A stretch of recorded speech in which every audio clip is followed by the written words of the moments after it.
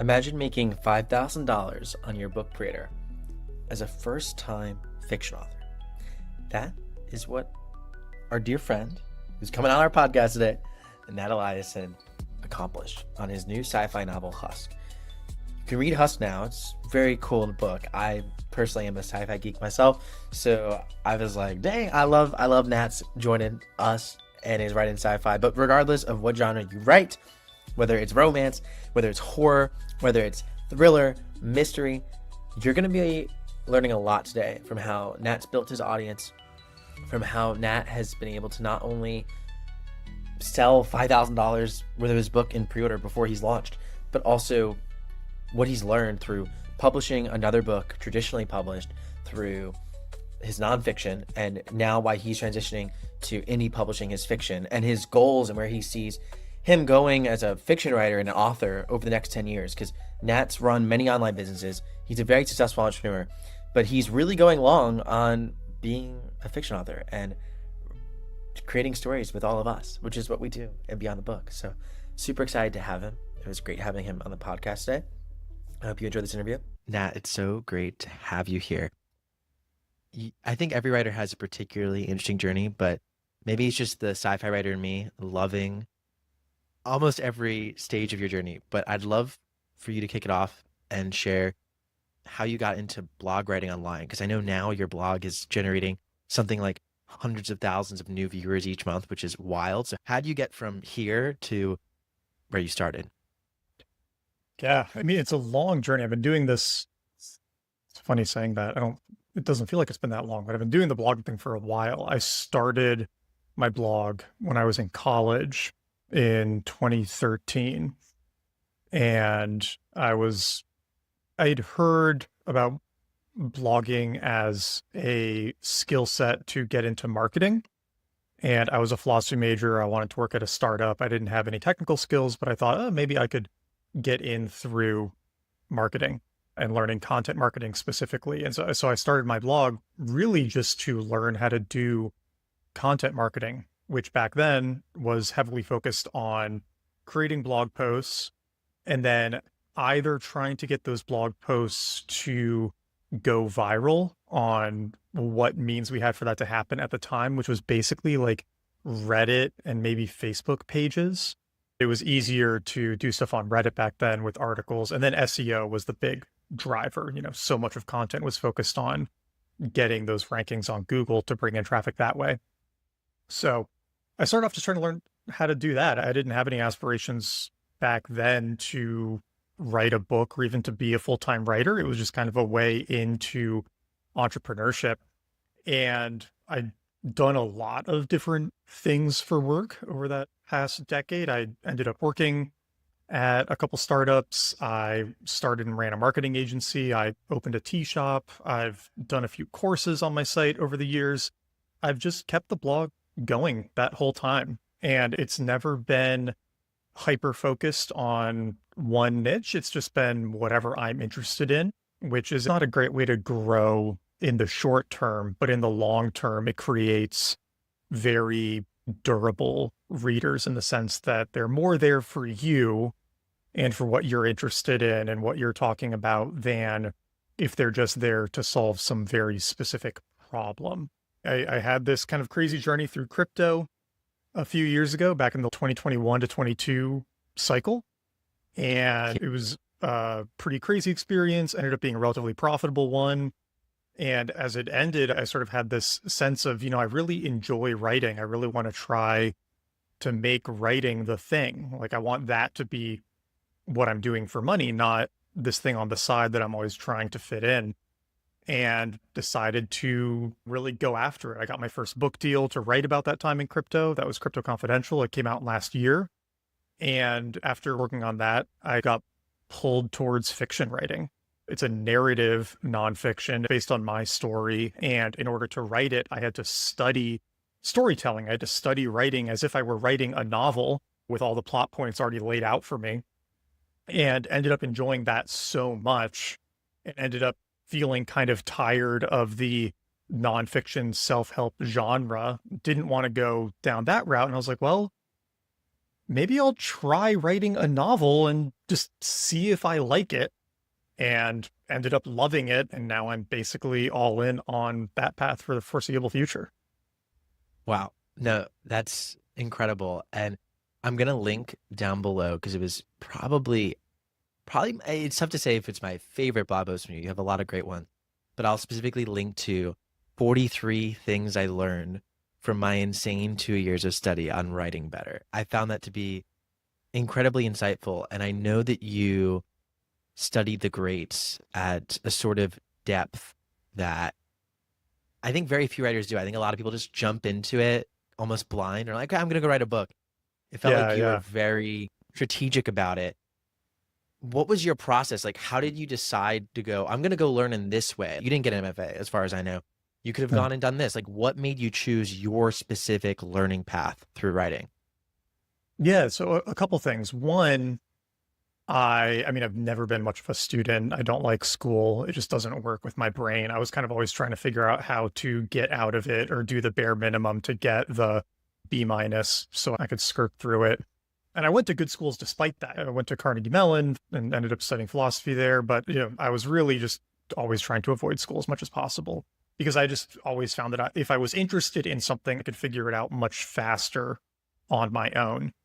And the thing that I got really into in college and just after college was this kind of like rapid skill acquisition that, Tim Ferriss really first made this popular. And there's a lot of other people downstream of him who talk about it. And there's a good version of it and there's a hack version of it. The hack version of it, which most people unfortunately focus on, is that yeah, you can kind of like cobble together the 80-20 of a skill and like fake it and do this sort of magic trick as if you know what you're doing, but you don't really know how to do the thing, right? But you can take some of those same techniques and instead of getting to this like fast mediocrity, you can keep running that flywheel, the breaking the skill down, figuring out the components, identifying which of them you're weakest at, attacking that, creating really structured practice around that thing, getting to the next skill plateau, and then running the flywheel again, figuring out what your weakness is now and going to attack that weakness. And you can get very, very good very quickly.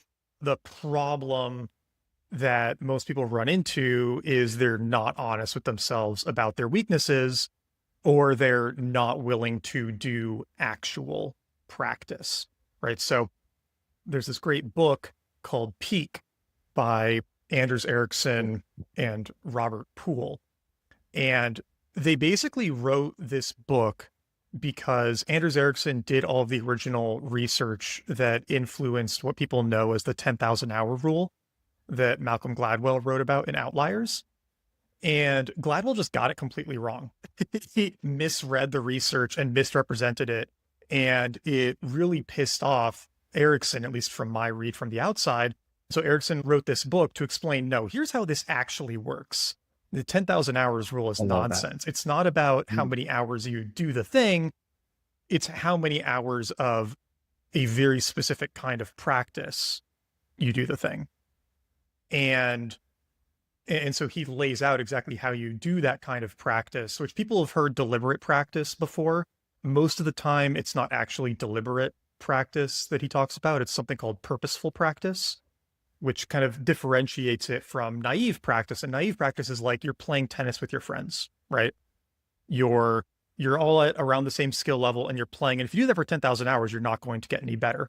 But if you do very purposeful practice, where again, you're figuring out which part of your swing needs to be improved on, you're hiring a coach, you're drilling it, you're creating success criteria, all these things, you can learn really quickly. Once I read that book and really got into the habit of it, I started to build my own frameworks around being able to learn these things quickly and was able to apply that to learning programming when I got into crypto, learning marketing when I was doing the SEO work. And when I decided to write the first book, Crypto Confidential, I was able to use it there to learn storytelling. And probably the benefit that I had was that I had a book deadline. And when you sign a nonfiction book deal, you pitch them an idea, basically. You say, here's what I want to write about. Here's all the people I can sell it to. Here's a table of contents and a sample chapter to prove that I'm not a completely terrible writer. Yeah. And then if they accept it, then you go write the book. You don't write it first, which is very different from fiction. Fiction, you have to have a finished manuscript. You send it in and hope somebody picks it up. In nonfiction, they give you the money and then you go write it. But I only had a year. And so I was like, okay, well, I better figure this out really fast because this thing is due in a year.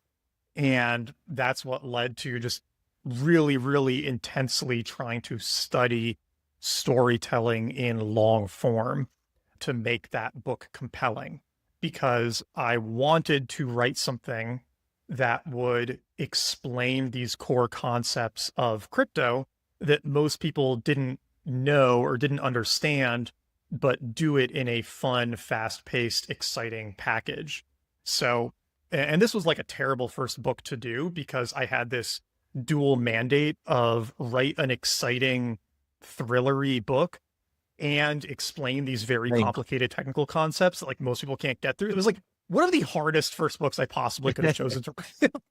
But I learned a ton in the process. And it was very cool getting the book out there and I got an email about this today from someone who, said like, I picked it up and I read it in a day, or I read it in a weekend. I just flew through it, which is really one of the best things you can hear as a writer, that somebody flew through it or it changed their life. Those are the two best kinds of feedback you can hope for.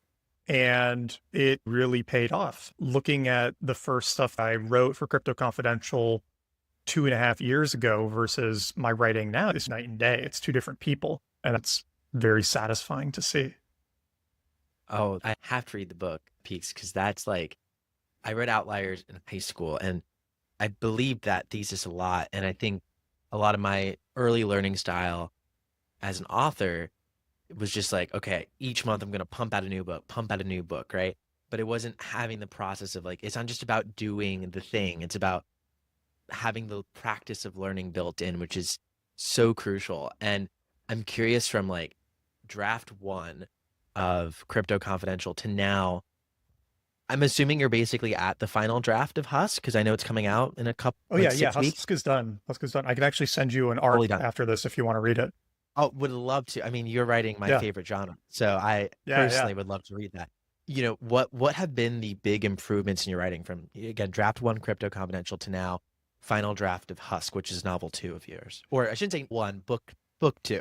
So I came up with this idea for this world, which I love, this premise of, okay, we actually figured out consciousness transfer into machines, and basically at the same time, a massive plague hits. And so really everybody transfers themselves into the machines to escape the plague, but some people have to stay behind on the outside to make sure the servers keep running. We would probably never be completely comfortable with there being no human redundancy on the outside. So what does this world look like when the vast majority of humanity is living in, digital heaven with no mortality, no hunger, sickness, anything? You can do whatever you want, be anyone. And then you have this like quasi-slave population on the outside who has to keep the servers running. And so once I had that concept, my first instinct was to write the story of the collapse. So this kind of like dual story of this plague hitting and where it came from and how it happened, and this guy figuring out transference. And I wrote that whole novel, 120,000 words, so good length, did a round of editing on it and sent it to my agent, and he was basically like, it's okay.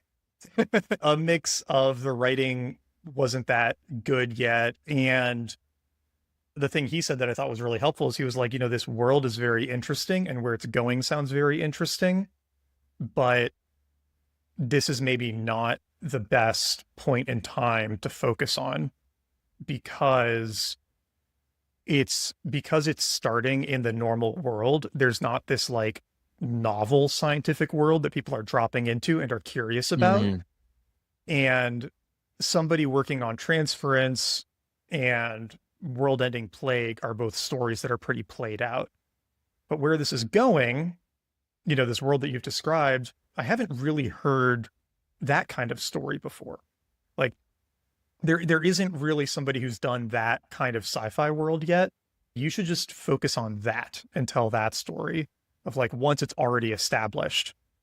And I was a little pissed at Yeah. first, obviously, because I had Like, spent I 9 just months. And I was like, oh, 120,000 words.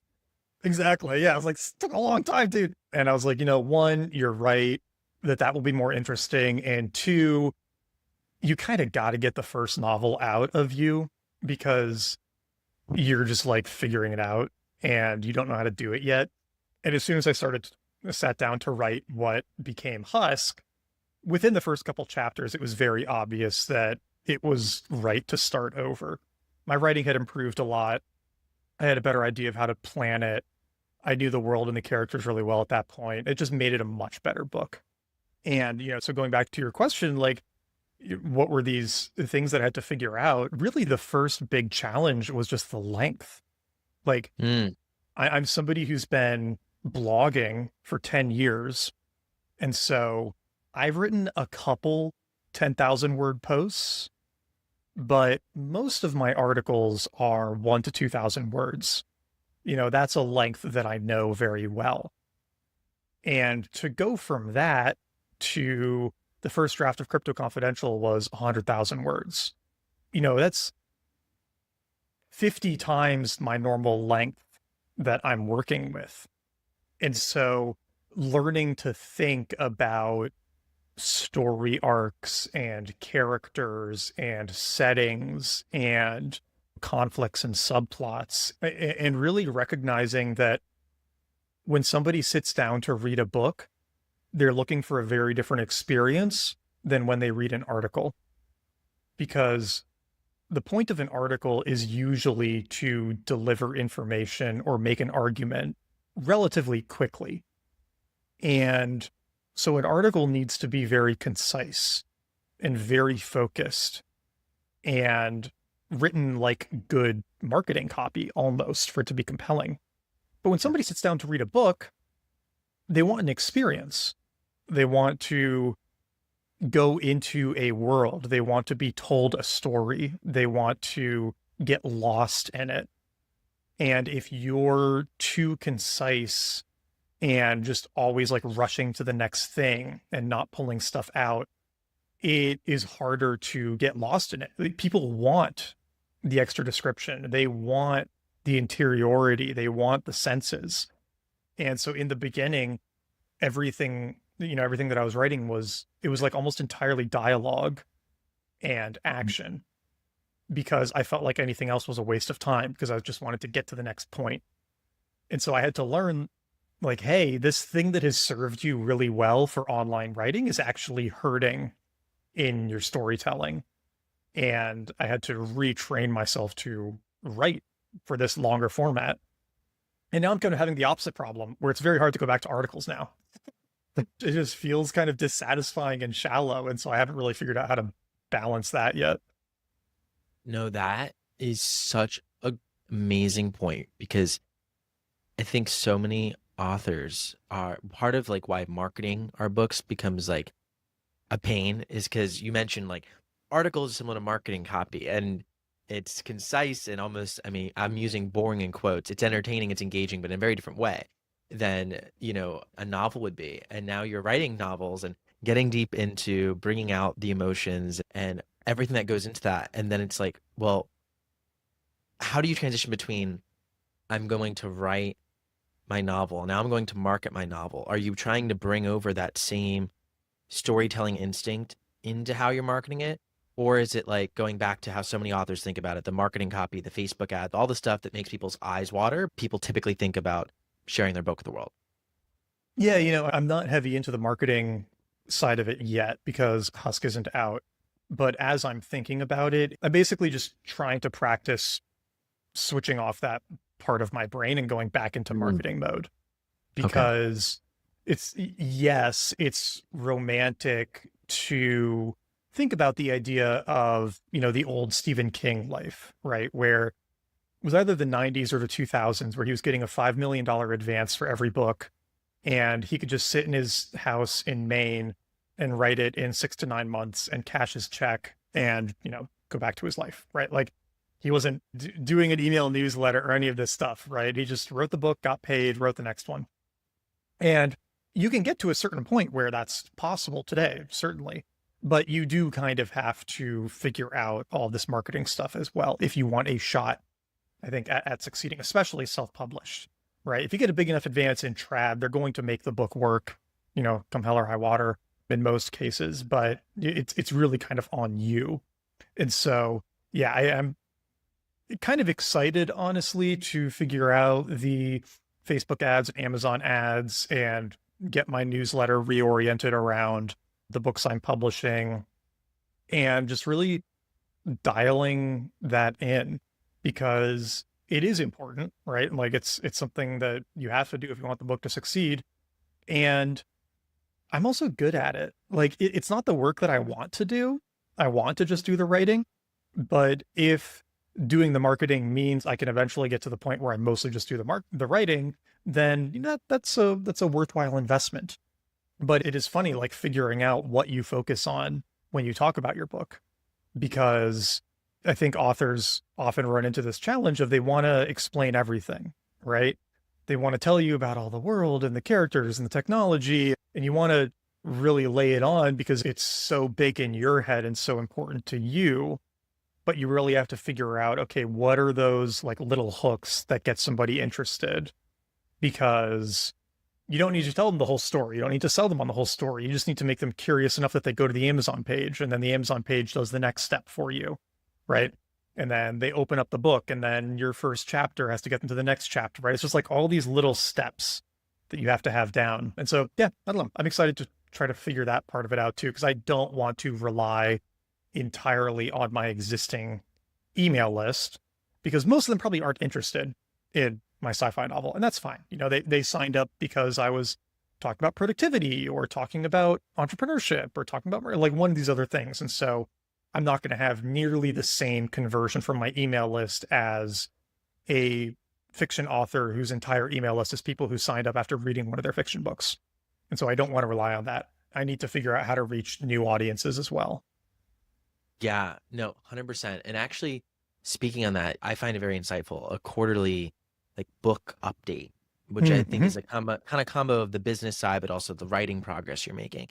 And I read your most recent one. I read a few past ones, but speaking to the most recent one as well, you mentioned two things that caught my eye. We'll get to Husk in a minute, because that update that you've had recently with Husk is incredible. But there was something that caught my eye with Crypto Confidential. I'm aware that you got that traditionally published, which is awesome. But you said this publicly because I found it, but tell me if I got this number wrong.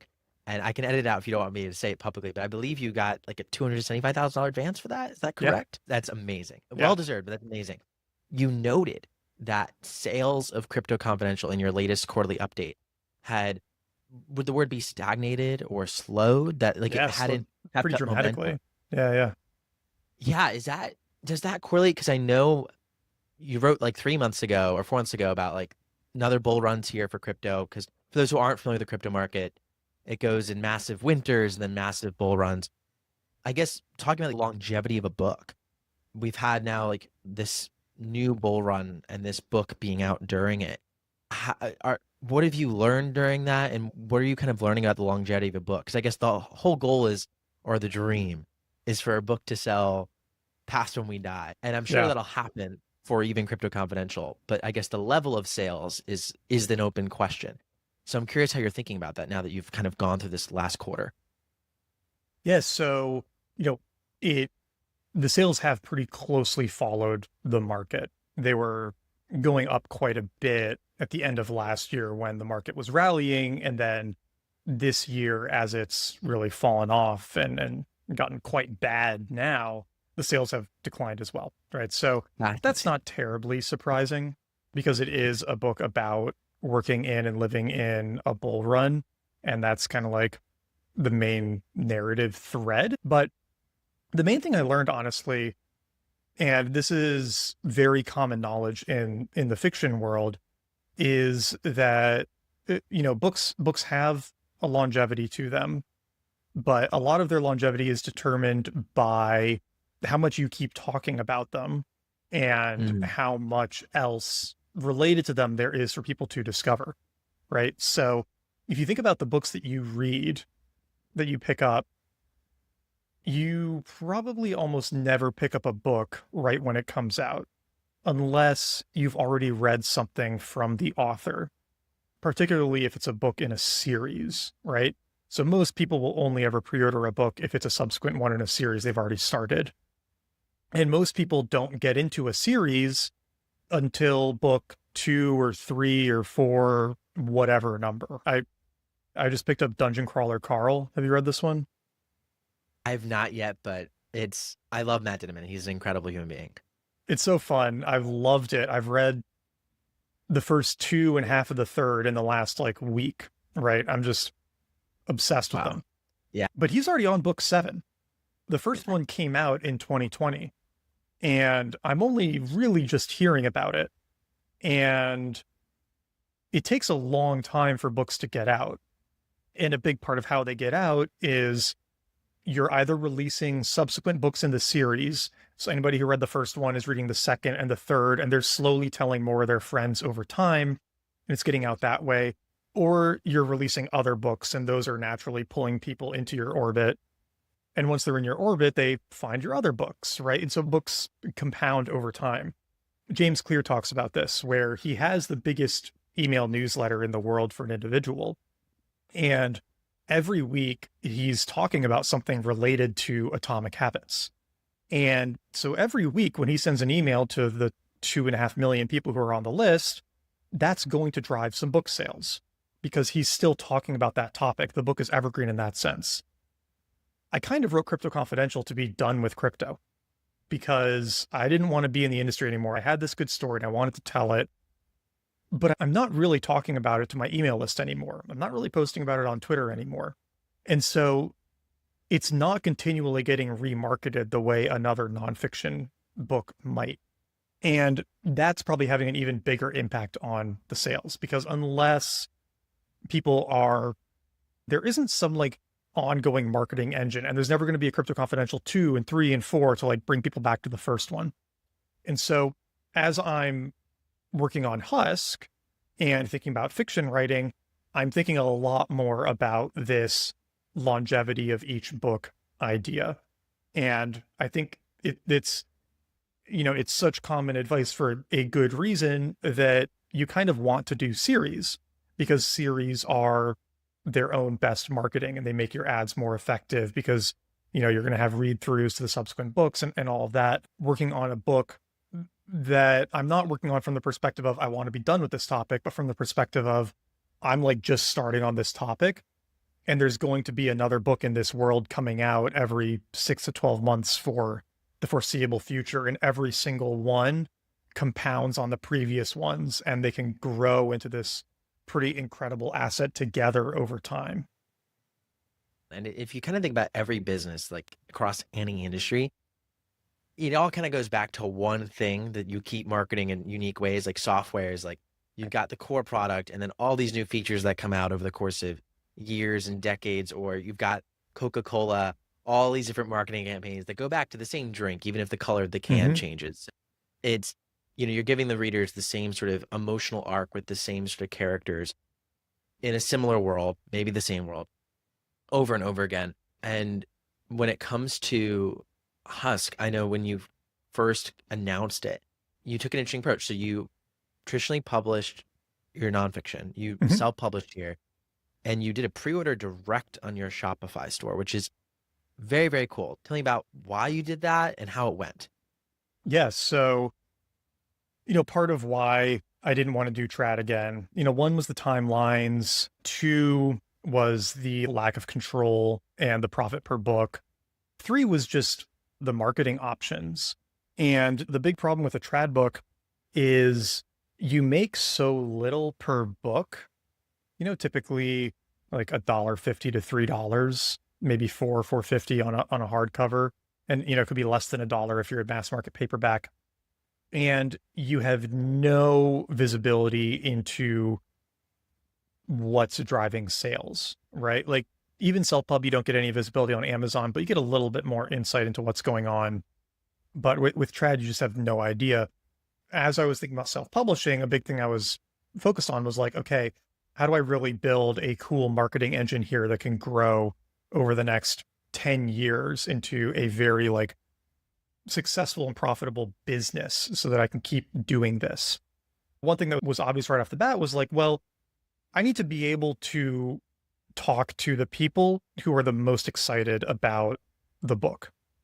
And when you sell a book on Amazon, you don't get email addresses. So you have no idea who's buying your book. You have no way to follow up with them, no way to contact them. You basically have to hope that when your next book comes out, Amazon recommends it to them or that they hear about it some other way. Because again, you have no way to get in touch with them. I was very excited about the idea of trying to sell some books directly on my own store purely to get the email address, because that can just pay dividends over 5-10 years, in small ways, right? Like I can email everybody a week after launch and ask them to leave a review. You can't do that on Amazon, right? When the next book comes out in 6 months or whatever, I can email them and let them know. I can give them a discount for having pre-ordered the previous one, right? Like, there's just all these things you can do. But it obviously has the big caveat that people are not used to buying books on a Shopify store. They don't want to pay for shipping. They are used to just doing the Amazon checkout. And so I knew I had to make it a little bit more interesting for it to be compelling. And that's why I did this kind of like launch bundle that I ended up doing. Because one, with nonfiction, you could maybe say like, oh, you'll get free access to this course, or you'll get like a Q&A session on this business topic related to it. You'll get a worksheet. There aren't the same obvious things to give away when you're pre-ordering a fiction book. Maybe some merch or something, but the merch you have to pay for. And so it's going to eat into your margins pretty quickly. But the thing I could do is I could bundle the hardcover with the audiobook and the ebook. And so what it might cost like $50 to get all three of them at launch, but I can just give the digital formats away to anybody who pre-orders the hardcover. I was like, okay, cool. That's like a really nice thing to include. And then I can also sign it. So it adds some logistics because I have to ship the books to my house or my office and sign them all and then ship them out myself. I have to pay for shipping. I have to do all these other things, but it's this cool, nice touch, right? It's something extra I can do to make it a little bit more interesting. I tried not to have any expectations going into this because one, I had no idea if anybody on my email list or on my social media was interested in reading a novel from me off the bat. I was assuming I was going to have to do it like a normal self-pub novelist. Obviously I have a huge leg up compared to most people because I have an audience, but none of them followed me for fiction writing. So I didn't know how it would convert, but I wanted to try it anyway. And, the other thing that made it easier, honestly, was if you self-pub a book on Amazon and you want to sell paperbacks, you can't do pre-orders for them. Like, it's this crazy thing. Like, it's just once the book is ready, it goes up and it's just available. You can't do pre-orders on your own paperbacks or hardcovers. Publishers can, but you can't. And so that kind of sucks. Yeah. And you can only do an Audible pre-order if you do an Audible exclusive. You can't do pre-orders there either. Made a Shopify store, added it to my site, sent out the email, and it did about 200 pre-orders in the first week, which was wow. In the first 24 hours. It did almost 200, or maybe it did do 200 in the first 24 hours. Most of them came in the first 24 hours and did a little over $5,000 in sales. That was awesome because I invested a good amount in producing the book, hiring the team that's doing the cover and the layout and the packaging and the audiobook and all those things. And so I've got to pay that back. And that put a pretty significant dent in that expense, before the book is even out. And so that was really, really cool to see. And now I can just keep sending people to that pre-order page for the next 5-6 weeks until it's out. And yeah, I mean, my margin on a $32 hardcover on my site is like $17 to $20, depending on where I have to ship it to, which is great.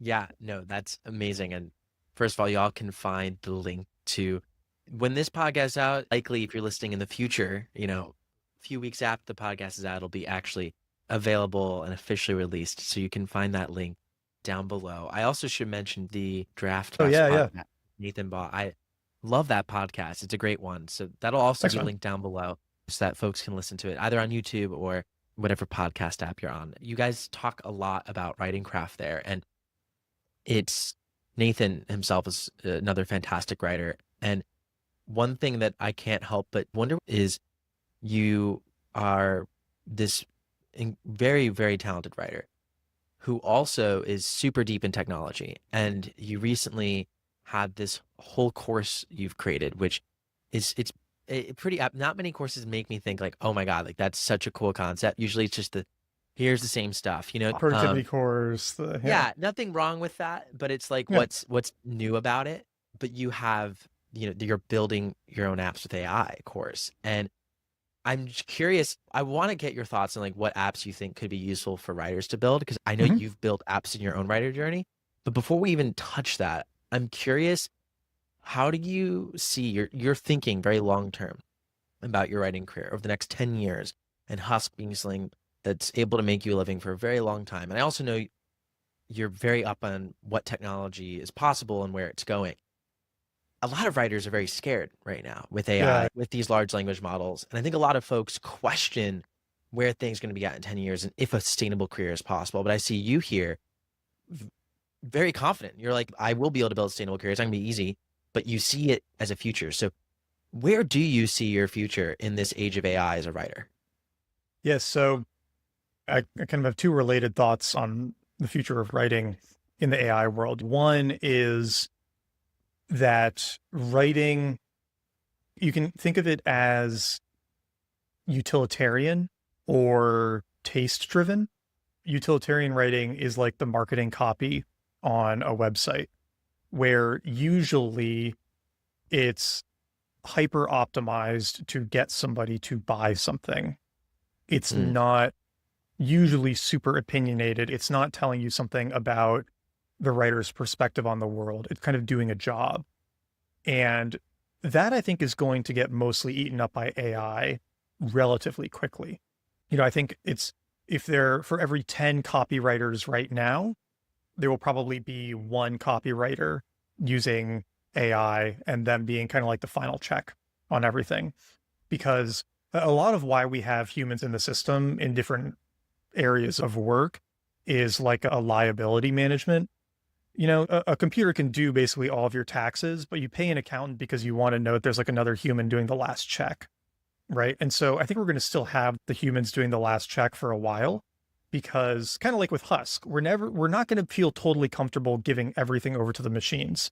We will in certain areas where there's almost no argument for it, right? Like driving is a good example, where it's just going to be safer. My kids are 4 and 2, and when they're teenagers, I'm never letting them get in a car with a human driver. Why would I let them take that risk?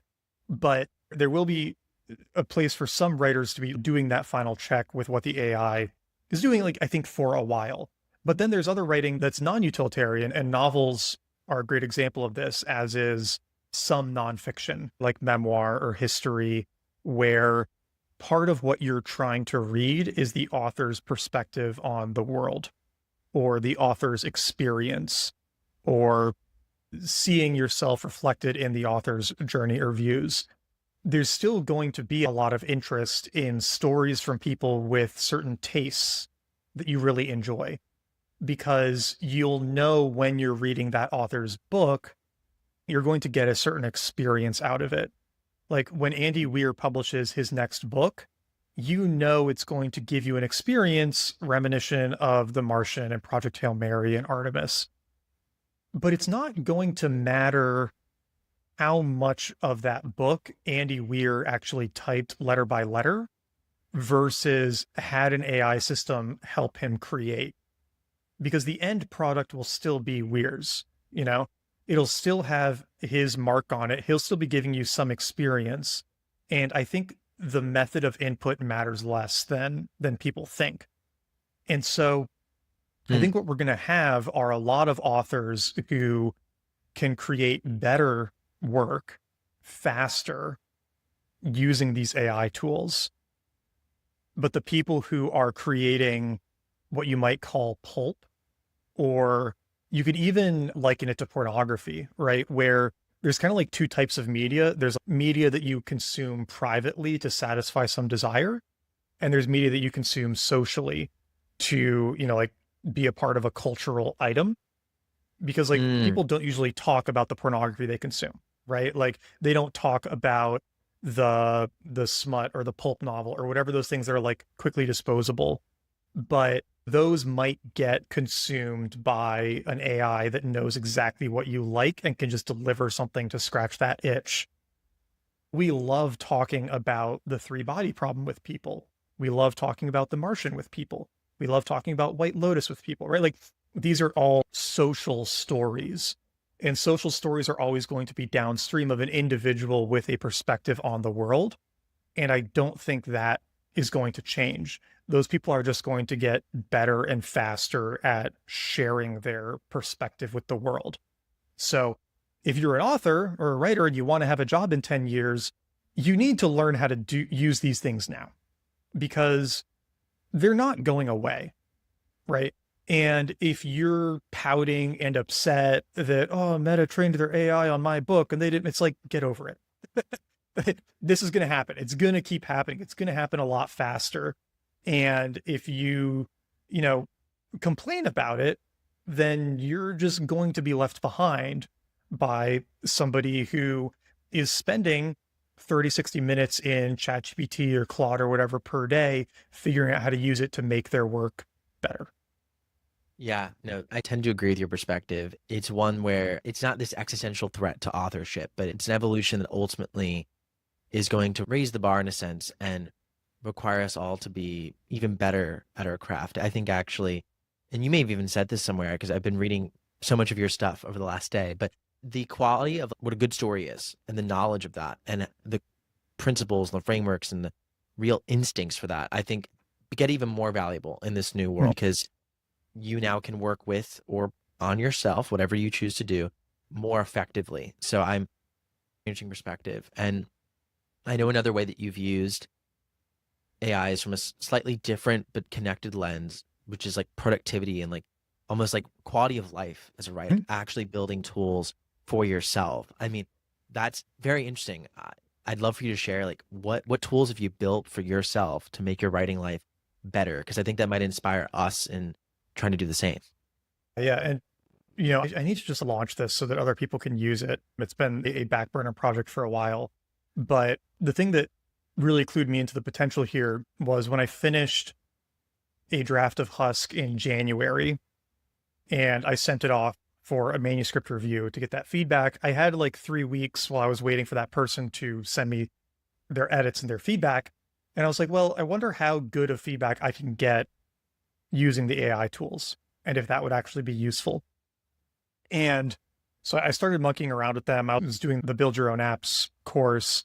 And one thing that I thought of was, okay, AI right now, at least, is probably not as good of an editor as a great editor, right? And it just isn't, because it can't follow the thread over a full novel as well as a professional can.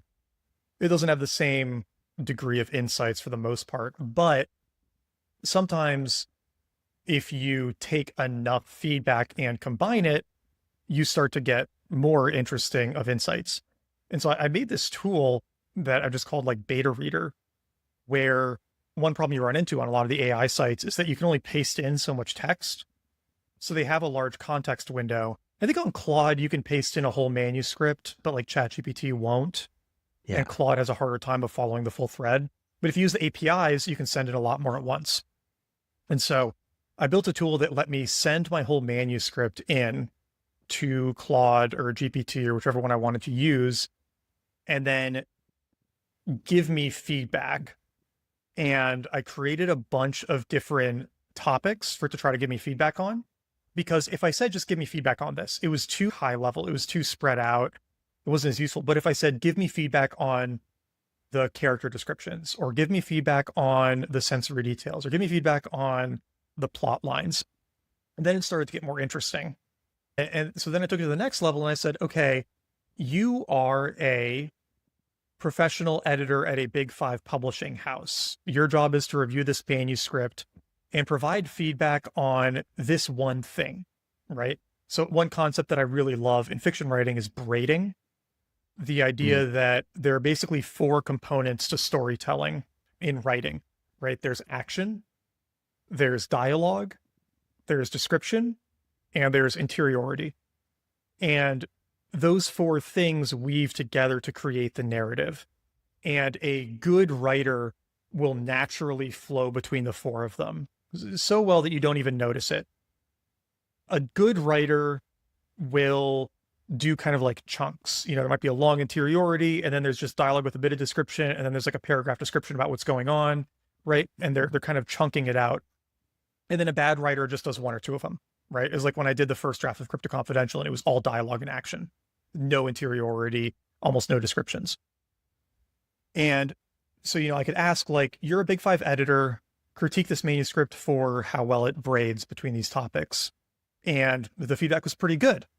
And then I could do that 5 times or 10 times, and I could combine the outputs and lump them together into one piece of feedback. And then I could add other personas. And I could say, you are a tech nerd, sci-fi geek. You love ripping stories apart for unbelievable technology. Find all the problems in the tech in this manuscript. And I could run that one 10 times and combine the insights from it.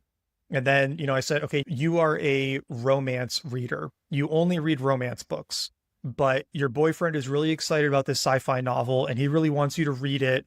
Tell me where you get bored. Like, where do you stop reading? Or what's not believable? Or what do you not buy about the character relationships or the romances in the story? And that gives you a completely different set of feedback that's also very useful. And you can do this for a few hours, and suddenly you have like 50 beta reads from very different perspectives, all of them with good feedback. And then you put it together and you have an incredible list of things to go and improve in your story. And your taste is important here, right? Because if you blindly do all of them, it's not going to be a good book. But if you can look at them and you can say, I like that, I don't like that, I agree with that, I don't agree with that, you're going to find good things to go work on. And so I did that. And then I just started working on the next draft before I got it back from the editor. And then a couple weeks back, I got the editor's feedback, and it was like 25% as good as what I was able to do, combining all of these prompts with the AI tools. And that was a big aha moment, because the working with the AI tools got me better feedback than my beta readers, like my human beta readers, except for a couple of them. And it got me better feedback than this person I paid, a couple grand to read my story. And it gave it to me in less than a week, including the time it took me to build this tool. When I use it for Husk 2, it's going to take a couple hours because I've already got the structure in place. And so now I no longer have this 3, 4, it could be 8 to 12 week delay before I know what to do next. I can get it instantly and get back to work on the book the next day. That's an incredible advantage that no writer in all of history has ever had. But you have it if you're willing to put in a bit of work and figure out how to take advantage of it. And that's been incredibly helpful at getting better as I just continue to work on these novels. Yeah, that's a brilliant process. I love it. And yeah, no, that makes total sense. The getting as much perspective as possible and taste still being paramount, but I'm just imagining how much I would have loved that, like when I was writing my first book. Like, oh my God. Yeah. Huge. There were things that it picked up that I was just so impressed by. One of the bits of feedback that I got in a couple of the prompts was like, your plot is lacking forward motion at times because you keep having these out and back scenes where they're in a central location and they go do something and then they return to that location. And that sometimes makes it feel stagnant. If you can thread those journeys together so that there's more forward motion without a return to base or whatever, it'll give the plot a little bit more of a sense of progress than we have it right now. And I was like, that's incredible feedback, because it means that you understood all of this stuff that was happening through the middle of the book. And 2, it was spot on. I went and I started making those changes and it made the story so much better, right? I was like, wow, the human editor didn't notice that. They lightly mentioned a version of it, but not as detailed as the AI did. And then it had this other one where a couple of the reads picked up on a character question from the first act that never got resolved at the end. And it was like you kind of opened this door in the beginning, but you didn't resolve it. And, then there's a question of, okay, do I want to resolve it or do I want to leave it unresolved, right? You've got a choice there. But I said, no, that absolutely needs to be fixed. And so I was able to go and add a couple paragraphs in the last couple chapters to clean that up. And I mean, it's just really good feedback, very helpful. And I think a lot of people they used ChatGPT 3.5 for some basic stuff, but it wasn't very good. And they haven't been playing with the ones that have been coming out in the last few months. And so they just have no idea what the tools are capable of now. And so you need to be using it to level yourself up because you can just learn so much faster than you ever could before. Yeah, no, the learning faster and integrating these tools into that process is huge. And really, actual last question for you is, what would be 3 resources? It could be a book, it could be a video, it could be just a piece of advice, but 3 resources on your storytelling journey that have really helped you. There's 2 books that I reference a lot that I found the most helpful of almost anything that I read. And they're both from this series called The Elements of Fiction Writing. And it's a great series of books. It's pretty academic, but extremely clear advice and very, very dense. One is called Scene and Structure. And so for me, going from writing blog posts to writing books, the way it breaks down the components of a scene and how to make a scene compelling and what makes a scene fall flat and how to think about structuring and planning your scenes to create the full arc of a book, extremely helpful for that outlining, planning, editing side of things. And the other one that I reference a lot is called Conflict and Suspense, which is all about introducing conflict and suspense to your writing at the paragraph, chapter, story level to make sure that your book isn't boring, right? I try to keep some of that marketing mind turned on in the sense of, yes, I want to tell a story. I want people to get lost in the world. I want them to be carried along. And I know people's attention spans are short. Mine's short, right? I don't want them to ever get bored. And the best way to prevent people from getting bored is through conflict and suspense. And always thinking about that as I'm writing in each scene, making sure that there's something there pulling the reader through has just been very, very helpful, I think, for creating a more exciting narrative. So both of those books, I'd say, highly recommend. And then the third one would just be you should be spending at least 20, 30 minutes a day in GPT or Claude trying to figure out how to use it to make you a better writer. And there are prompts out there that, you can go look up and you could, Nathan and I have talked about it on Between Drafts some, so you could look there too, but really you just have to start using it. You just have to start playing around and just start asking for feedback and asking questions and seeing what it says and just getting used to working with it because you'll only get better through practice. And I really think that you would be selling yourself short to not be using it to make your work better. Yeah, amazing. Where can we find you online so we can all stay in touch and follow your writing? Yeah, so huskbook.com if you want to grab a copy of Husk. That is obviously the most appreciated. In terms of staying in touch, my newsletter is at blog.nateliason.com. And so I do pretty much all my writing there. It's a Substack. You can join that, or just at nateliason.com. I have an email sign up there too. That's the best way. In terms of social media, I'm pretty active on Instagram. I have a Bookstagram channel there where I talk about fiction books. Yeah. And that's been this whole other fun journey that we didn't get to, but I'm going to be curious to see how that helps with marketing Husk. So you can find me there, Nat Eliason.